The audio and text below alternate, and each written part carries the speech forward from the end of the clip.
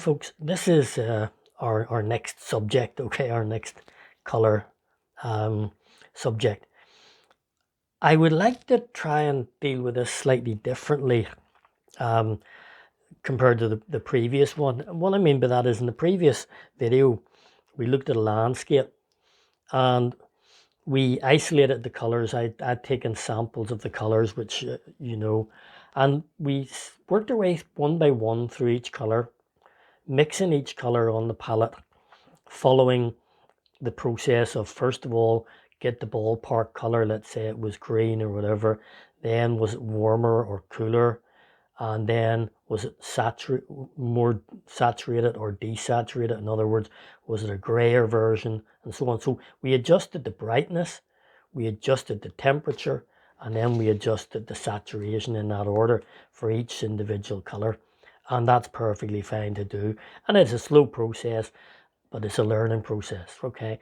In this case, another way to look at things is if you look at your subject from a distance, as it were, and step back and say, what have we got here? What we know is that we have an object, a flower here, which is essentially yellow. We know that it's not all yellow because of the light that's been catching it, and the light and the shadow is creating other colors other than just pure yellow. So, and we have, of course, a green background there, but primarily in the flower, if we look at it and we say, well, what have we got? We've got yellow, we've got orange, and we've got brownish color. In other words, everything's arranged within yellow and orange, if you like. And here are the samples that I took out of that. And you can see, as it happens, if we run down them, how we work through a bright yellow, a light yellow, yellow, then orange, then a reddish orange, and then a very deep murky color. So what's happening is that there are variations of light. Obviously, there's darker tones and lighter tones. There are variations of temperature. This is cooler. This becomes warmer, redder as we go down here. And variations in saturation. So we have quite highly saturated colors up here, pure color, beginning to drain away as we get to the bottom. So that they just happen to be arranged in that order. In the picture, they're in various places, but what we have generally is a range of variations of yellows stroke oranges. So what we're going to do is not take each individual color sample and mix it, but to mix a palette up, and from that adjust the color and make and match the various colors that we see within the flower. So what we have identified here when we looked at our picture was that we had basically a picture which was mainly or essentially about yellows, oranges, and variations of that. So as I say, sometimes look at your subject when you know that the type of color harmony that you're looking at, you can create that first in terms of a palette and work that way. So this is what I want to do this time. What I'm going to do is very simply begin with a range from yellow to red orange. So that's what's going on there. So I'll start, obviously we have a lump of yellow there, that's fine, and we just let that be. So there's our yellow. Now what I'm going to do is take it a little bit more towards the red end. So we're going to make it a slightly orange yellow, tiny bit of crimson. And you notice I'm not being concerned at the minute about value and tone or whatever. I'm just making up the colors here. So we've got, here we are making this sort of a slightly orangey tint there. Okay, and then I'll move on again, and a third one will be much redder again. So we're going to add a little bit more red this time until we get it to not quite red, but we want it still to remain orange, but a deeper version, and you can see it there. So we have our three variations from warm to cool, if you like. If you think of this as being a redder towards the warm end, this has been cooler. Look already at the samples we've taken from our subject. You can see that we're getting into the ballpark, and this is why laying out, making little practice palettes is a good idea. So what I'm going to do now is think about value. So now we're going to take those three and increase the value. In other words, lighten them, if you like. So I'm gonna get some white squeezed out here. So what I'm gonna do is take a little bit of this up there, and what I'll do is take a little bit of this one up there, and so on, and the third one. So we'll use those as little samples. Add a little bit of white to that one. Not too much, just enough to change it. You can see there, compared to the previous one, you can see if I stir that in a bit better, we've got that nice sort of creamy color. Then I'm going to take this little bit, add a little bit of white to that, and you can see again we're getting in there towards, you know, slightly mustardy color, I suppose, but that's a value up, a lightness stage up from that one. And then we will take and do the same with this. So we've got that lightness in the third, the reddish orange. Okay, so that's it there. There's those three. And while we're at it, then we'll take another little scoop here, up there. This time increase the white. So we want to get this certainly lighter than the previous one. So we're beginning to get there. And there is our next value up. You know, we're not measuring this scientifically. We're just giving ourselves a few variations off that one color. Then we'll take this one up here and load a lot nice white into that, so we get a really quite a light. But as you can see, they're not quite the same. Those two colors aren't quite exactly the same. They will not be, because they started from a different source. And then we'll go to a redder orange here, a little bit of that, and a good lot of white into that. And again, you can see hopefully the variations there. So we now have made up, you know, 9 variations based on simply yellow, reddish, or orange and reddish orange across that way. And again, have a glance across at our samples, and you can see that somewhere in amongst this you could instinctively find the color, because a lot of these are nearly there, and it just might need a little bit of extra you know, work just to finish it off. So in other words, you're giving yourself a head start. Anyway, what we'll do now is think about saturation. We'll go down this way and desaturate this way. So in other words, in this case, what we're going to do is drain the colors out of these 3 key yellows, oranges, whatever. So the first thing I want to do is drain the yellow. How do we drain yellow? We add the complementary, and the complementary of yellow is purple. So let's make a little purple maybe down in the corner here. Get a little bit of blue here. Hopefully you can just see that. I just want to keep it out of the way. And a tiny little bit of red in there. Now, as I say, I'm not getting too concerned about value at the minute, but what I'm doing is just going to add a tiny wee bit of white over in it, simply because it's easier to see, you know. So that's the only reason I'm just giving that a wee bit of a nip up, because that's a little bit blue, so I would like just to lean it a little bit more into the reddish end. Okay, so we'll use that, I think. And then let's scoop a little bit. I'll take my yellow from here because I'm running out of it there. A little yellow there, little bit, you can see on my palette, tiny bit. You know, I never feel to stress how little it takes to change a color. We you know, underestimate someone. And look what's happening. We're going green here. Perhaps maybe that's because that's maybe on the blue side. So, you know, maybe I've not made it violet enough. So what I'm going to do is put a little bit more red in there. And it's not critical, but, you know, I just want it to be more neutral. There we are. That's a wee bit more muddy, which is the purpose that I want to get to here. So there's that color. Okay, let's do the same thing. Put a wee bit more red into our purple there. Now, we're going to need a little bit blue as well over here. I'll tell you why. Because now we're moving to orange. The complementary of orange is blue. So let's assume that that's a middle orange, okay? And we take a little bit of that across there.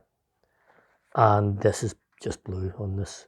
So blue in there, you'll see. And you're obviously going to get a green tone.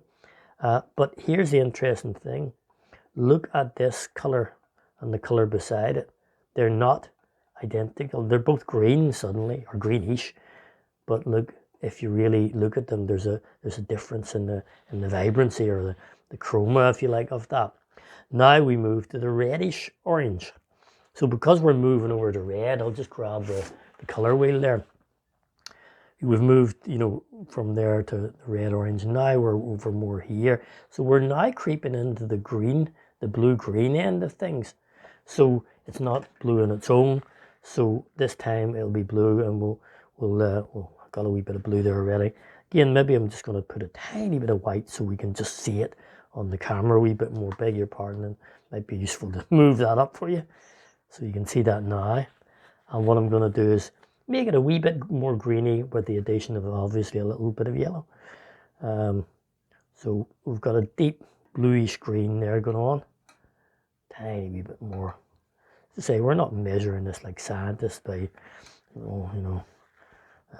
syringes or anything, but then now we take a reddish orange, bring it down a bit more there, and carry over our bluey green into it. And we'll move that around, and we're obviously getting this earthy green color. But again, interestingly, it's not like either of the other two. Those three are completely different types of green. So what we've done here, we've simplified it into yellow, orange, and reddish orange. So there's a bit of a change going on that way. We've increased the value of each of those, so we've got a variation. And we've desaturated these ones. And in fact, what we'll do very, very quickly is we could take one more step.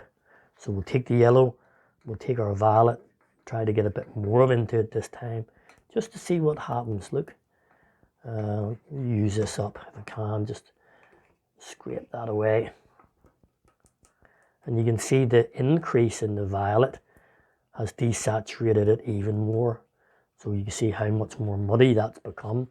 Less colourful, if you like. And we'll take a little scoop of this. We're kind of running out of paint, but there should be enough. Now what we'll do, we said blue was the complementary of that, so we'll increase the blue content. So we're stepping it down, and look at that, we've got this lovely deep, and it is a green, slightly green, but look, we're going towards almost neutral colours. We can't really, like greys. And we'll just slip that in there, just cram that in beside it, and let's make up a little bit more in the corner of our blue-green. So it's mainly blue with just a touch of yellow in it, and this time add considerably more so that we can take it down another deeper step. So there we are. And you notice when we get here, the colour has almost disappeared. It's very difficult to say, well, that is green or whatever. It becomes like a grey, which is exactly what desaturation is. So look what we've got there. We've got, all of these variations across that way and across that way. And if you look at our sample and you look at our source there, you'll see that already we can estimate very quickly where we could place those. So what we've done this time is prepare our palette rather than working individually, little bit by little bit, little sample. So now what we're going to do is use this palette to create and apply it to an actual, the painting of the flower.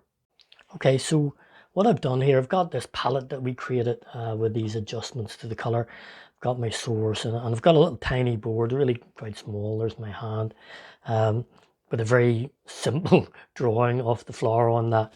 And basically now, having got a range of color, I can begin to make choices. So, for example, I'm looking at the lighter to darker thing. There's lighter at the top, darker at the bottom, saturated top, desaturated near the bottom of the flower. So there's a sort of a pattern emerging here.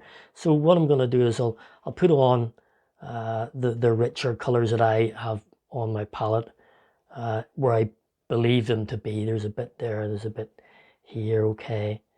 And then these very light tones up at the very highlight. So I'll go for that color that I made earlier on and block that one in. And you can see that. And likewise, put a little color in there. So you can see that variation going on. We'll get it makes more sense probably once we get the background on, but then down here we notice a slightly more reddish tone, slightly more warmer. So I've got that here. I've got something at least that must be fairly close to that. You can see maybe even working in the lighter version of it, you see. So I have my choices if I want to go lighter or darker there as well. And I can sort of even mix and match them. We'll maybe talk about that later in another video, actually, how we can lay out our palettes. But you can see now that, you know, I've got another option there. I'll just go over the lines here. Apologies, the pencil line, but it was the way of being able to show you and me both the definition between the two. You can see there. We'll come back and make those a little bit more subtle later on. Then we've got this lovely deeper richer color going on there, you know, which is, we're now getting into the more desaturated stuff, but it's a warmer tone. Okay, so we'll maybe work in and around that and a little bit of this. Okay, and just scratch that in here. So we have that on the edge of the other one. And in fact, that's probably a more desaturated version, to be honest. So we're really looking maybe somewhere down here. So we're going to drain that out a little bit more. So we're thinking when I need to drain it out, we can work on that. But we can adjust these. But it's a very quick way of getting establish some sort of color harmony. Now we're going back up. I'm going back up to these colors that I had over this side. So because there's similarities in the color going on this side. Look. So there's that. I'll just put them in simple blocks. You can see the difference going on there. Blend that up there. And then we get a slightly lighter version up in here, I think. So it's lighter, but it's warmer. So when it's lighter than that, but it's warmer than what's going on in the lemon, if you like, up near the top here. Okay, I'll maybe just take a wee bit more of that lemon color, get up to the edges, get right up to the actual lines, and go in and maybe just pop in those lights there. So I'm kind of able to work a wee bit more quickly, because we're not individually matching each color. We've given ourselves a palette, which is a quicker way to do it. Let's go down here, because this is where this was all happening, this really strong deep stuff here. So let's just see, because that's quite important to get that sort of base in there and to see how dark it actually was. And we can blend these colors, which is nice too, you know. And then down here, right down at the very base, this is where the really deep desaturated tones were, you know. Scoop a wee bit off there, just blend that in a little more. Wipe the brush all the time so that we keep a softness to things. And now you can see that gradation going up from bottom to top, and you can see its similarity to what we had in the original photo, and a similarity in color as well. We can see that. Just maybe get that thicker. As I say, I'm putting the paint on very thin because I don't have much. But you can see, hopefully, there's a connection between the colors now in most of these areas here. What I might want to do is ever so slightly warm up the edges of this, because I think you can see more clearly the edge between the outside and the inside of the plant or the flower there, you know. And likewise, I'll just tidy that up. And then we can begin to make more subtle tones. But before we do anything else, we'll look at the background. And if you look at the background, if you realize, you can see the greenness of these, that gives us options, doesn't it, of the green we could use in the background. So the green of the background was created using the same method by which we created the flower itself. So I'm going to work that in. As I say, I should have made probably a lot more paint, but we'll just do this, because this is important, in that when we kill off the background, the white, it will make a difference to how the flower appears, you know. So, and we're not, you know, I keep stressing this, if you're going to do this, please don't think we're made, you know, oh my goodness, this would look terrible, you know, if it was hanging on the wall. This is an exercise in color. the fact that it's a flower shape is almost secondary, okay? So please keep that in mind. Getting that nice deep base because I want that to happen. And as we go up, likewise, the greens become brighter. Now I don't have bright greens, but I can make bright greens because I can take my lemon here and put it into maybe this green. And you can see I've warmed that up. So, you know, I know what warm and cold are all about. And I'm just making this a bit brighter. Get a wee bit more over here. A wee bit more of that. A little bit of oil. I'm just trying to stretch the paint as much as I can, to be honest, to get the most out of it right there. But and just bring that up to the edge. Okay. Just fade that in. So once we occupy the spaces, everything makes some more sense. Okay, so you know, and I'm working very fast here, I admit that. But what I wanted to prove to you was this is a different method of matching the color. Rather than doing it one by one, we can mix, if you like, a range of colors. Okay, so you can see what's going on here. I think that color now we realize needs to be a wee bit more on the orangey side, so that's okay. We can go in there with that because we've got a choice here. So we know that what's on our palette is going to give us something close to what's going on up in here. You see that? You see that and that and so on. And you know, maybe even these lights might be maybe too much of them, so we'll just kill that off by blending it in a wee bit more with the lemon beside it there. And I can refine this and play with this, you know, all day really. But what you see, I hope, is an organized palette here, which is based on brightness going up and down that way, temperature going across that way, and saturation going down that way. So what I'd like you to do is have a go at achieving this and doing the same sort of thing that I'm doing. And this time we're mixing the color a bit more. You know, you can see me now, I'm stirring that back in and mixing one color below, you know, beside the other, and to try and get that closer and so on. Unlike the previous video where we're, you know, took one little piece of card at a time, we're making this more like a painting, okay? But it's not a painting of guesswork. It's a painting which is based on knowledge, okay? So hopefully that was helpful, and hopefully you can give that a go and let me see what your own results are.